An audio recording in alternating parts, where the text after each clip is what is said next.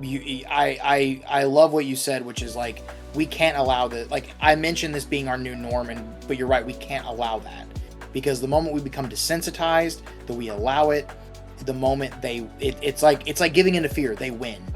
They win the moment we accept that this is our new reality. So, everyone, welcome. We're going to talk today, and I do have Ryan with me again. He is just off camera because his camera, as you can see in this clip,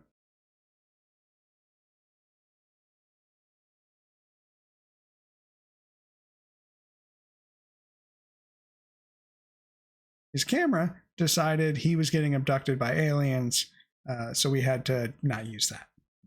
Ryan, are you still with us? I mean, I kind of wish I had been abducted from aliens. It'd be better than living in America.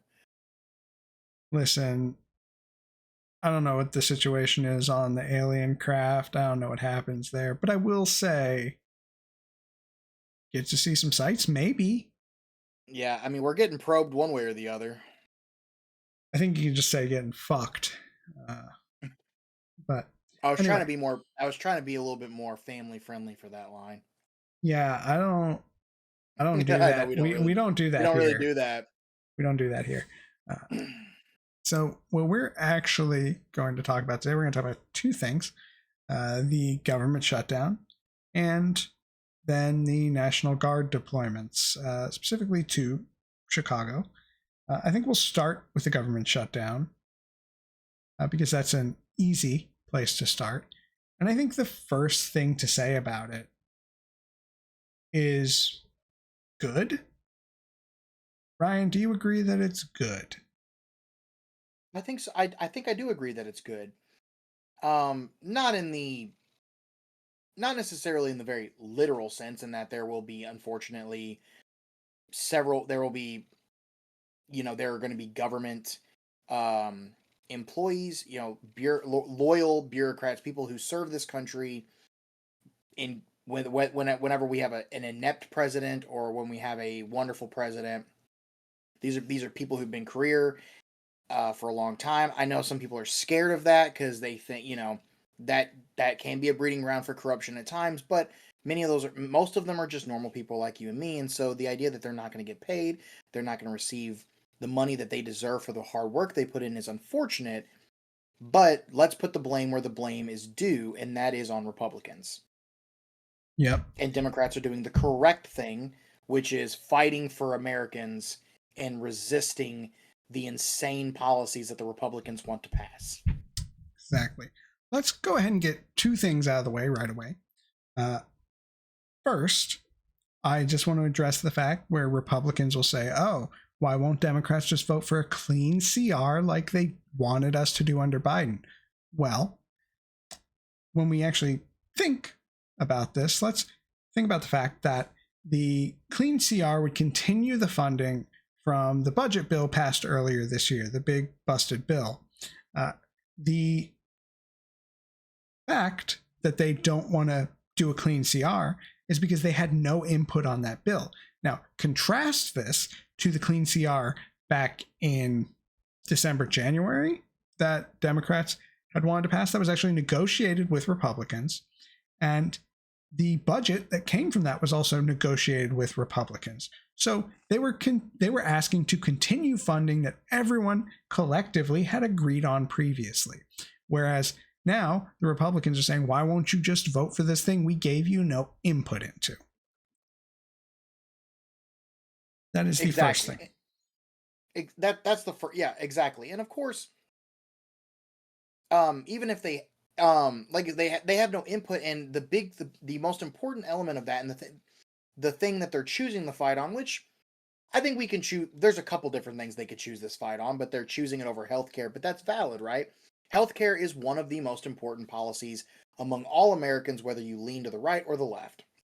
And Democrats are doing the correct thing, which is that they need to make, even though the effects of the policies in place won't take effect for, well, unfortunately, until after the midterms. By putting it in the public conscious, potentially, there is a chance that we can actually sway more persuadable voters to recognize that the administration that they I'm trying to think the diplomatic way to try to say this, but that they unwittingly put in that the administration is trying to hurt them. And Dems are not perfect. I have my issues with Democratic leadership with both Senator Schumer as well as um, Jeffries, but I think they are doing. It is nice that they're holding their ground on this and trying and showing that this is a fight worth taking, because and obviously it's not also just going to hurt people who are already on losing access. It's going to make premiums go up for all of those of us who get our insurance through our employers, through the the Affordable Care Act, etc. Yeah. And I mean, we also have to consider that while most of the cuts in the bill take place later, the fact that the ACA subsidies are expiring is the reason that premiums are going up now. And what Democrats want, one of the two pillars, is to keep those subsidies in. Now, I know you've heard from Mike Johnson and every Republican who can string two words together, which is not all of them, but it is most of them, is that Democrats want health care for illegal immigrants. That's just not true. That's not true that they want Medicaid or Medicare to cover them, because it won't. What is the text of the law is that legal immigrants are eligible for some of these benefits. So people who are green card holders, who have legal status in the country and are paying taxes, have some access to some of these programs. That is in the law, has been in the law since that law was written. So Mike Johnson is just lying. Also, I'm sorry, can I interject real quick? Yeah, go ahead. Also, let's just bring up the fact that, I don't know, immigrants, even illegal immigrants, actually there's study after study shows that they have a actual meaningful impact on our economy in a positive way. Many immigrants, both legal and even illegal immigrants, contribute to our tax system.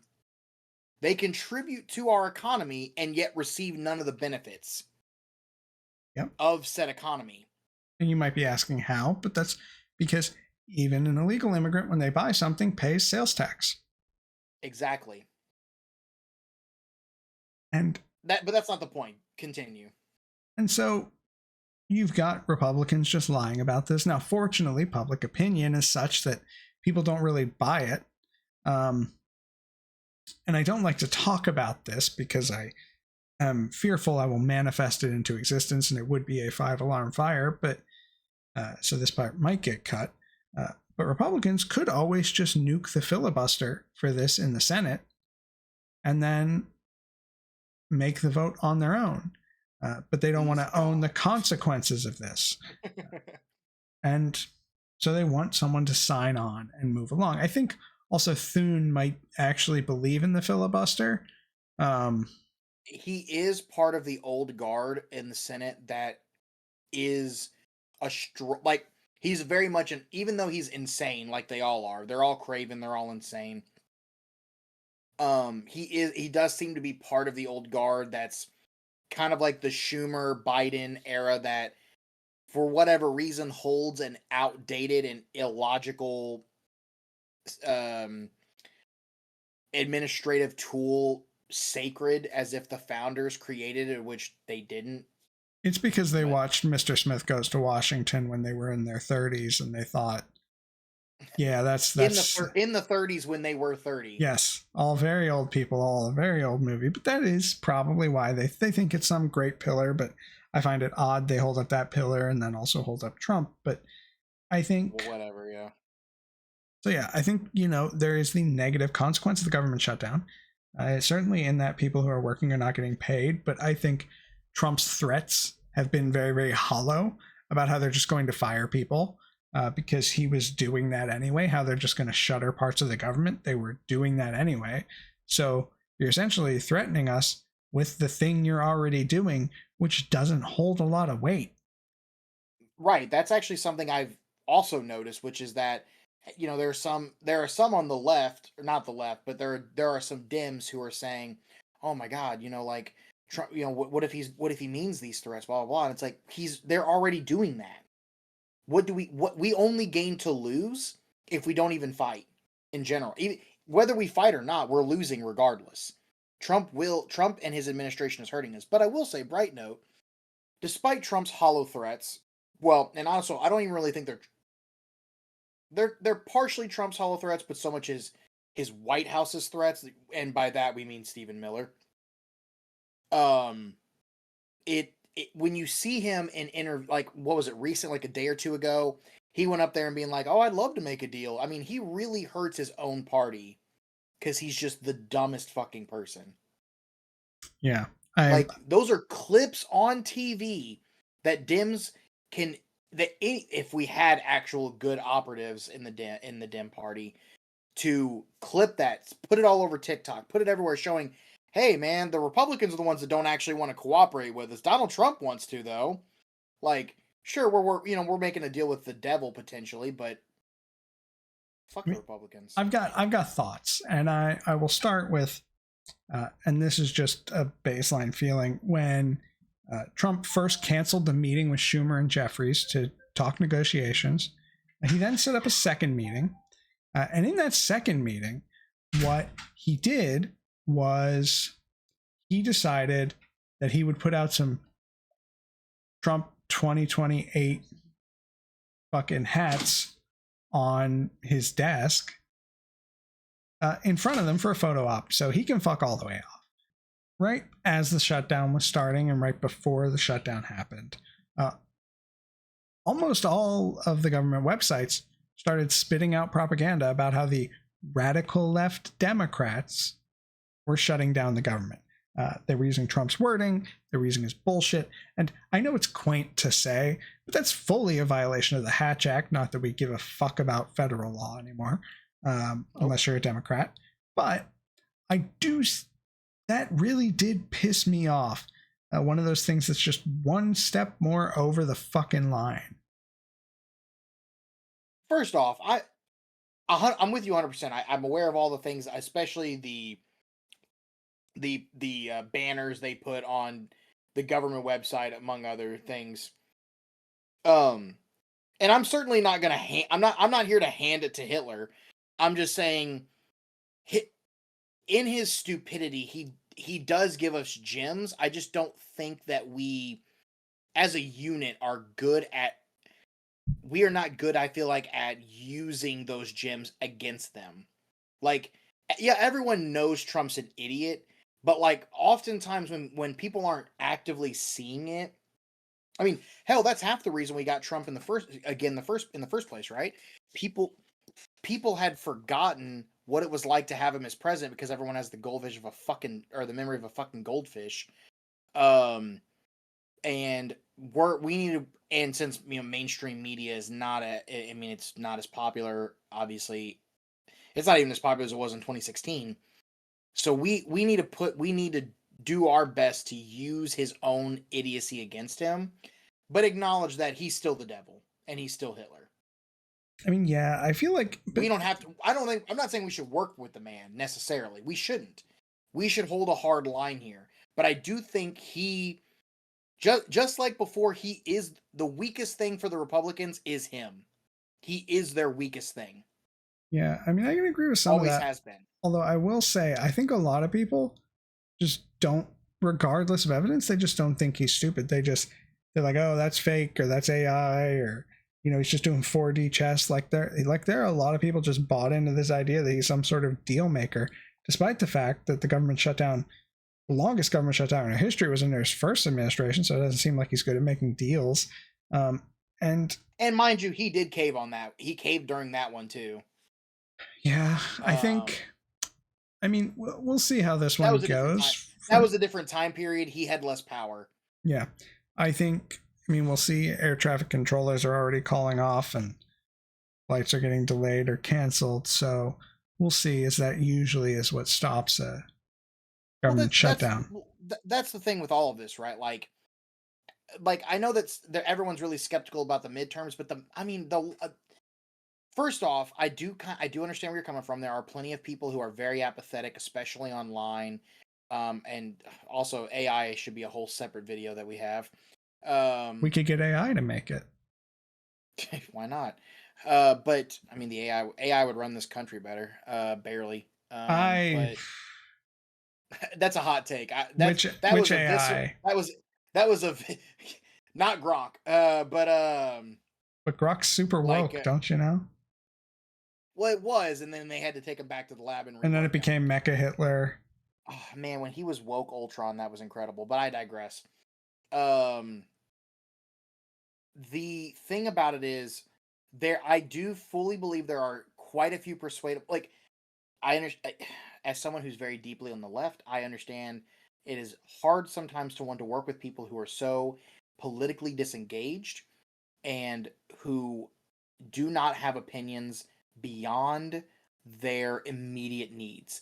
But unfortunately, we have to acknowledge that's the majority of humans, and that is the majority, or that's by majority, I mean a solid 40 to 50% of Americans. There are plenty of them that are quite persuadable, and half the reason Trump did barely lose, but a big reason he lost was because people were just tired of dealing with his shit. Um, I think we're getting back there. I think the polling is showing that in the midterms, we do have a good chance. We have to keep this fight up, and we have to keep. We just have to keep him in. We have to keep his idiocy in the public eyes, and that's really hard to do in this I media climate. I will say I don't necessarily think his idiocy is going to do much, but I do think he's looking so deflated and tired now. I think His physical health is very obvious. if you want to keep something in the public eye, I think it's just how weak and deflated he sounds. I mean, you got Pritzker calling out his dementia, which I love to see. What I think what's great is that when you see these, like someone like Pritzker up there who has so much energy, so much um veracity, that as you hate to admit it, that is this looking strong and powerful is still a powerful thing politically. And the more you're right, the more Trump is up there and looking so physically and mentally frail, the worse everyone is going to perceive him, even lower than they already. Although I will say his approval rating being it's been this low forever. Um, um, and if we're gonna pretend like he actually would run for 2028, which other than that, I mean that being obviously illegal, I don't think it would work because he would need all the Democratic states to agree to him be on the ballot, and they won't. So, Well, I think more is that the end run they want to do is he runs as someone's VP and then that someone steps down. And I just don't see the person who gets elected president and then goes, yeah, sure, big guy, go ahead. I don't know. I mean, it's tough, right? Because the Supreme Court is in fucking shambles and has been since well, I guess really 2016. But Are you, it, sir? How dare you? It's been in shambles since Bush v. Gore. oh yeah, I guess you're right. That wasn't. Well, I mean, that wasn't.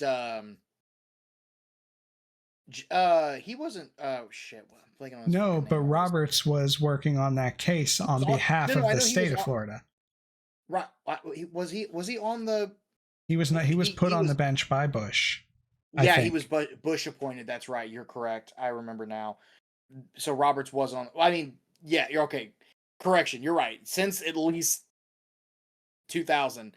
But so I don't really trust the Supreme Court to rule against Trump on that. I mean, he would obviously be sued by at least 20 states. He's getting sued, right?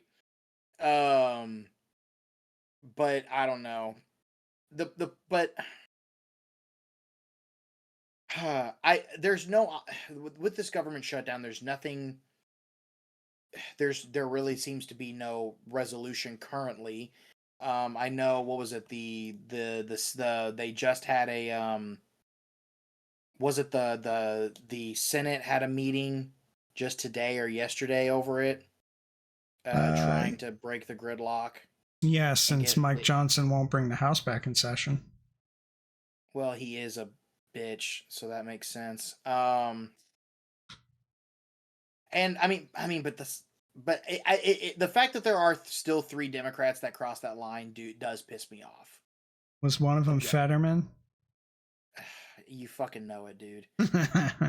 He also was the only Democrat to not vote to not vote that Trump shouldn't be able to just bomb random boats in the Caribbean. I don't. Listen, He actually. you have a stroke, you go Republican, I think. I don't even know if it's just because of that. Because I don't know where it happened. Because when you listen back to his rhetoric during his campaign against Oz, um, like he, it wasn't just like traditional like working class policies. He was generally taking the stand of most left policies, but it's like we remove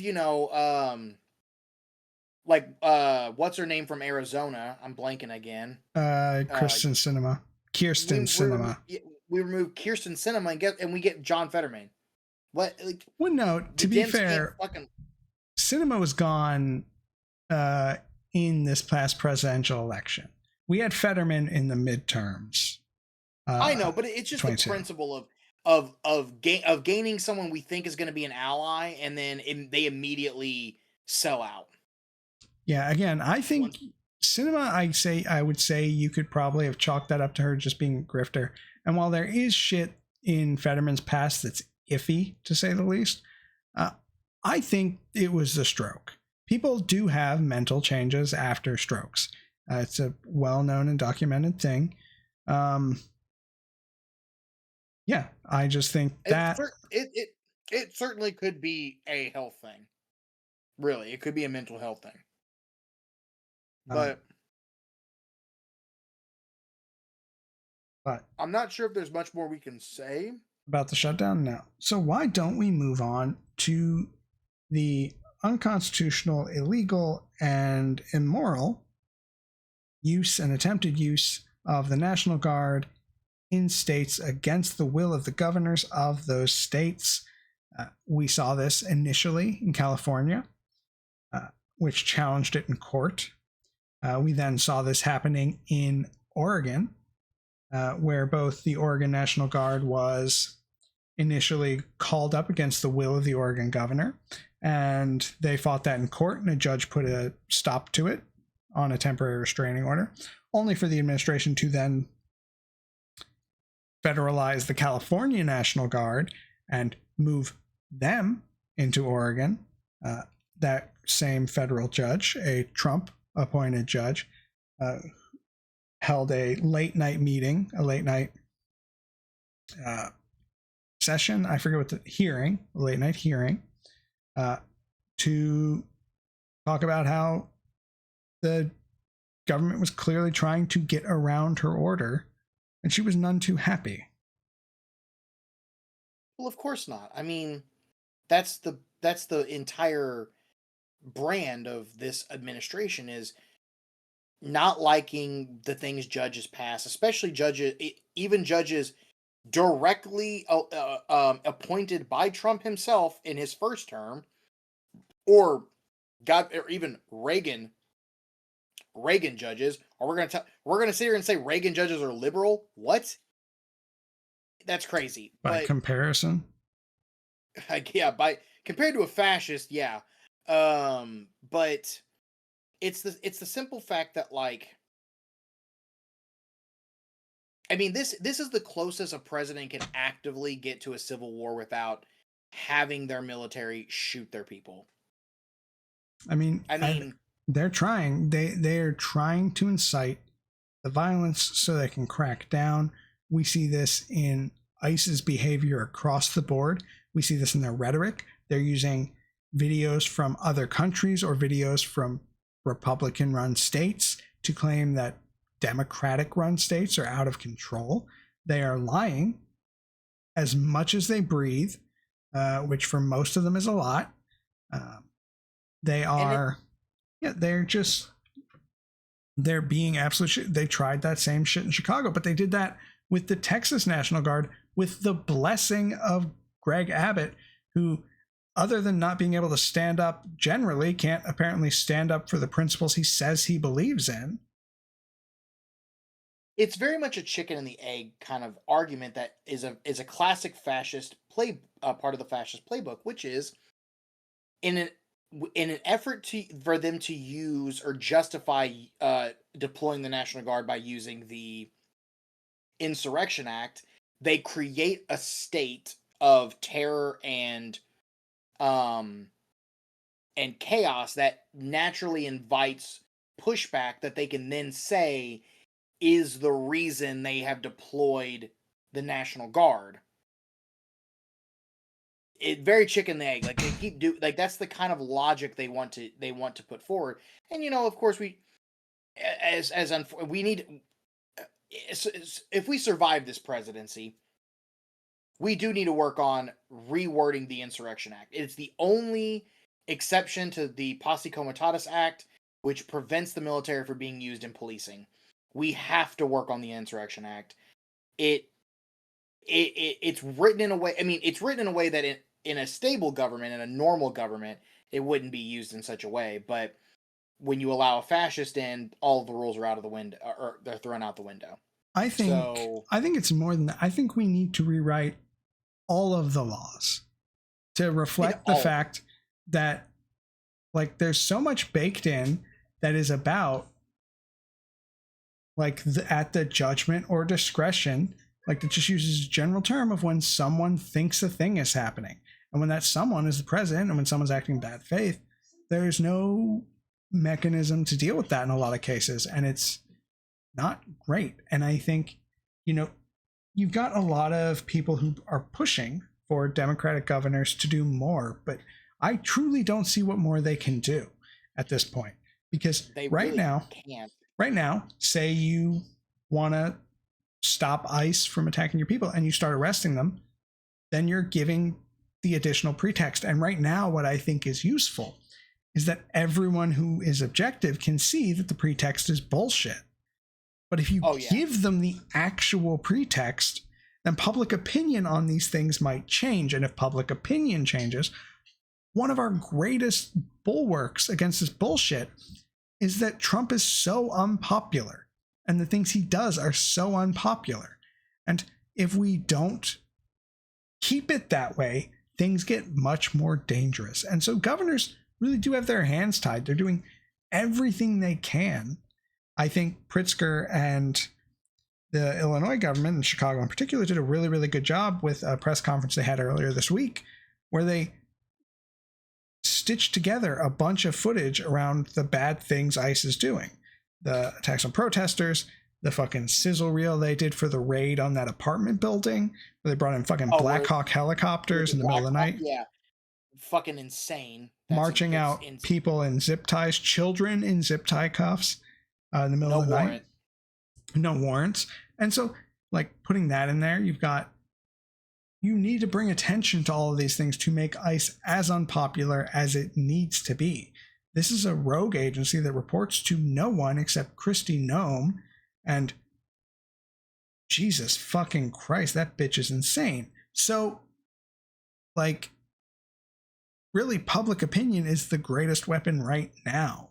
And it's not looking good for them. The polling around this is very bad. Yeah, but careful. If we talk bad about ICE, we might be terrorists. Right. I mean, it's a whole separate argument or discussion at some point about how this government. I mean, this presidency, whether this administration is the actual thing that awakens this nation or is only a pretext to a much darker period of American history, that's yet to be seen. But there will be a certain level, there will be a reckoning after this administration at some point, which is there has to be a restructuring of our government again. And we are living in a time period where that is both post World War I and World War II presidency, but not only that, post 9/11 presidency, and it's just too powerful, and there's no oversight properly. But even when you have oversight, you end up having craven psychos like the Republicans in power, right? They're we, but that's a whole, again, it's a whole separate issue. It's just the fact that everything that they're doing is a violation of the very things that they swear they love, which is the Constitution, right? This is Yeah. a clear violation of the 9th and 10th Amendments. The Black Hawk Ice thing, that's a clear violation of the 4th Amendment. I mean, they literally violate all of them except the Second Amendment. But I guarantee if anybody tries to defend themselves, well, which often happens, you defend yourself against, if you're defending yourself against a masked agent, how do you freaking know they're not a psycho? And that's when the Second Amendment is immediately thrown out, because they're like, "Oh, well, you should have complied. How was I supposed to know that was law enforcement?" Yeah, I mean, they've They're got unmasked, masked people. unbadged. They've already got masked people doing crimes pretending to be ICE.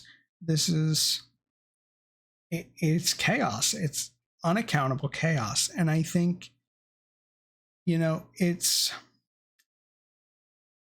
largely this idea of like, what do we as a nation accept? And I'll say two things. First, if it weren't for double standards, Republicans wouldn't have any at all. And second, there's this bulwark that keeps us. Listen, we're not in a good place as a country right now, but we are in a place that is better than a lot of places that have slid into autocracy before. And it's for a couple of reasons. One, we are massive in terms of geographics, which makes it very, very hard for any sort of authoritarian crackdown to occur. We are, generally speaking, not very fond of the person in charge right now and his cronies, and you usually need more popular support. And Americans don't like when their shit gets disrupted.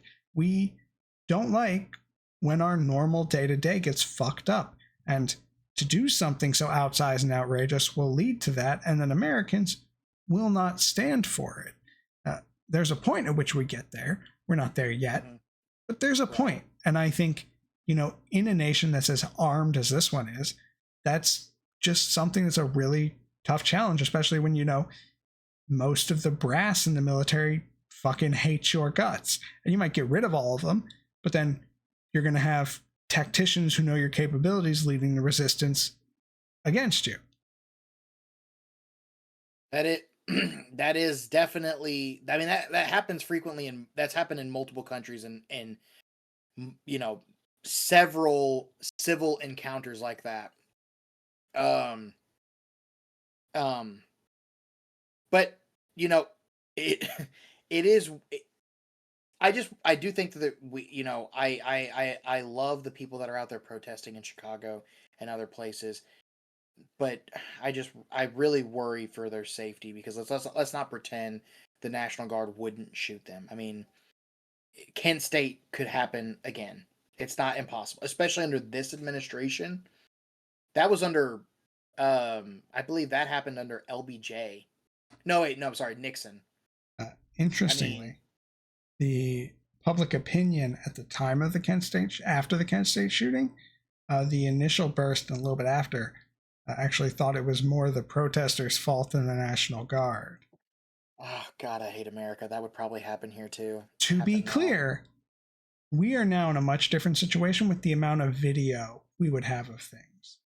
That is true. And if there's one thing we know, like, you can see, even now, even with, like, ICE, like, facing off against people in fucking frog costumes. Like, you can't, like, if everyone showed up at that protest in a fucking frog costume, it's game over. You can't make that look like a violent mob. No, you're right. And that does kind of soothe some of my worries. It's just, I really do fear for so many of them out there. But fighting has to come with courage. And the fact that there are many out there that are willing to do that, my hat's off to them. If I were closer to Chicago, I'd love to participate. On that note, everyone, if you're watching, there are no King's protests a week from this Saturday. So we're recording on the 9th. There will be on the 18th no King's protests near you. You should go to them if you can. That's a good call out.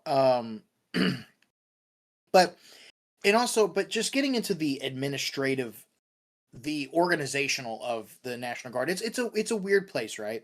Obviously, the National Guard serves as both a state and a federal force.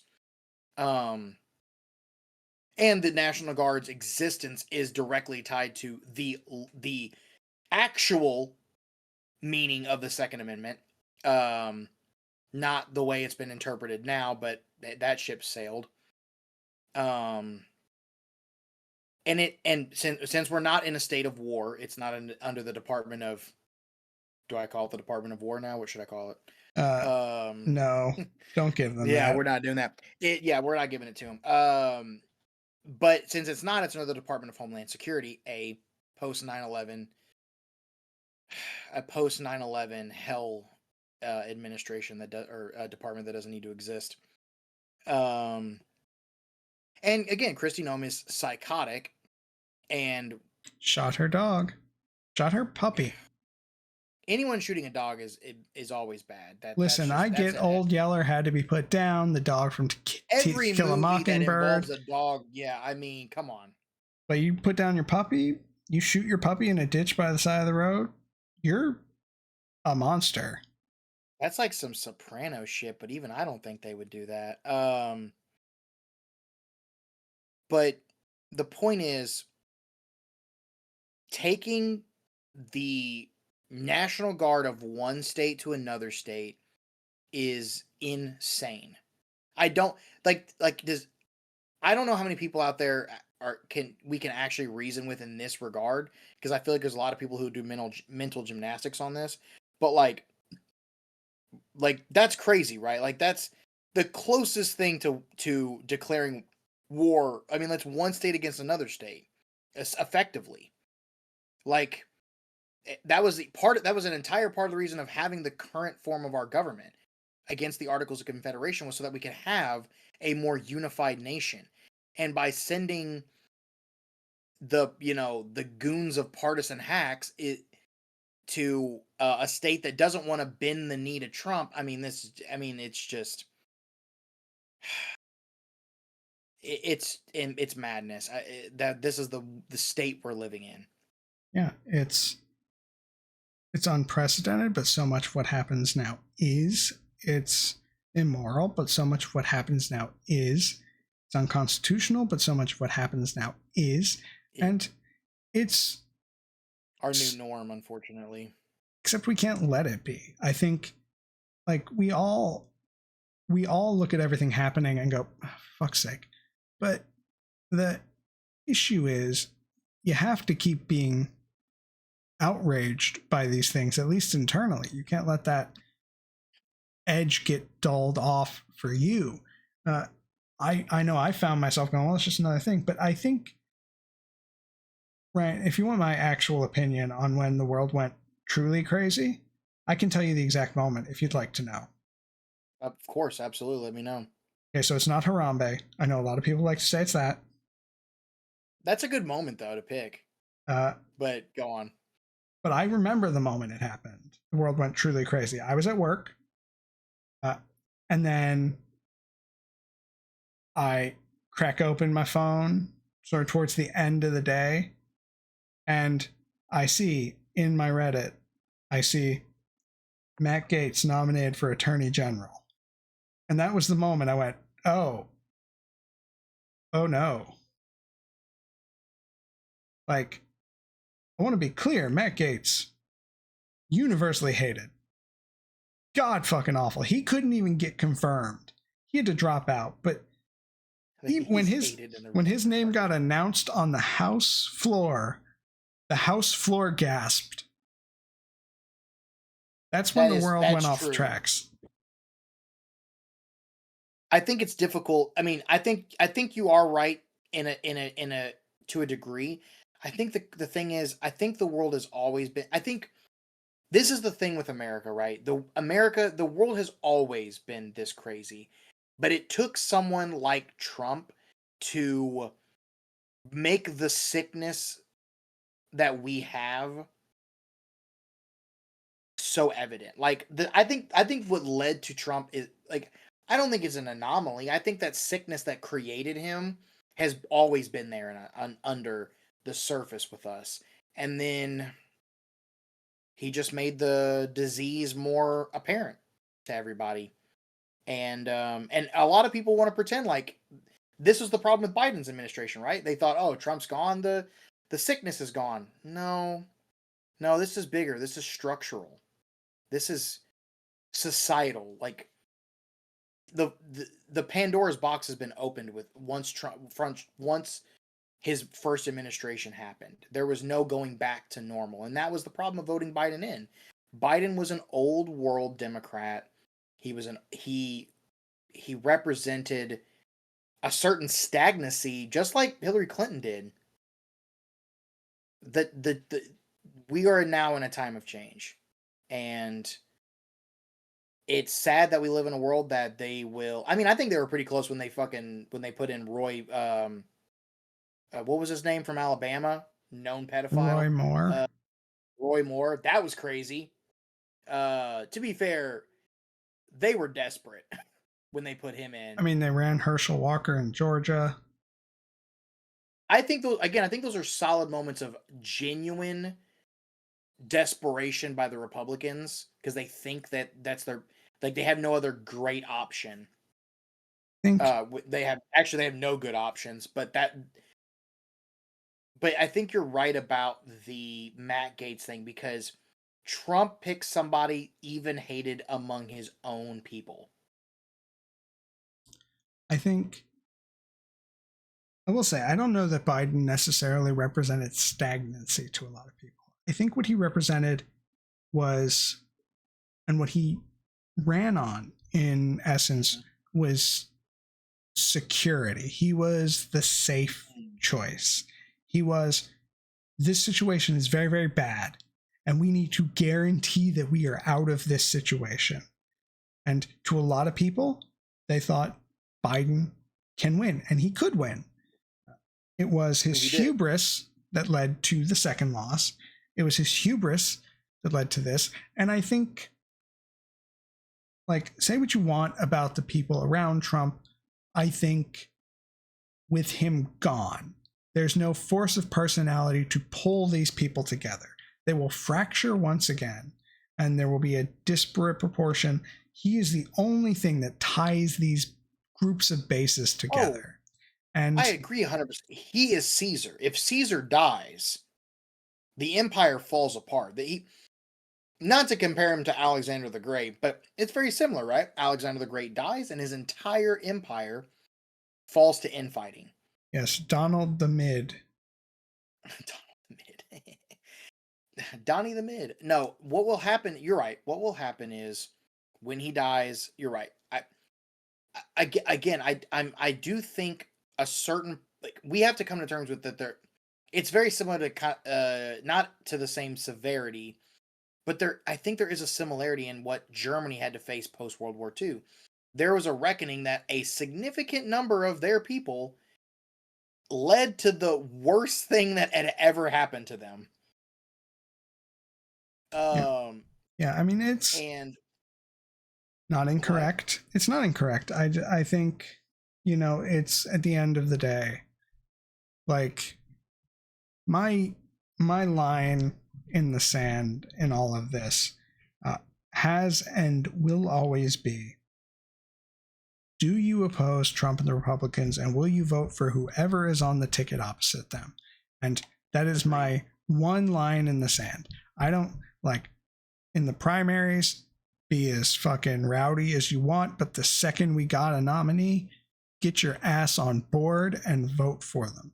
Vote blue no matter who, because the alternative is what we are currently in, and what we are currently in is fucked.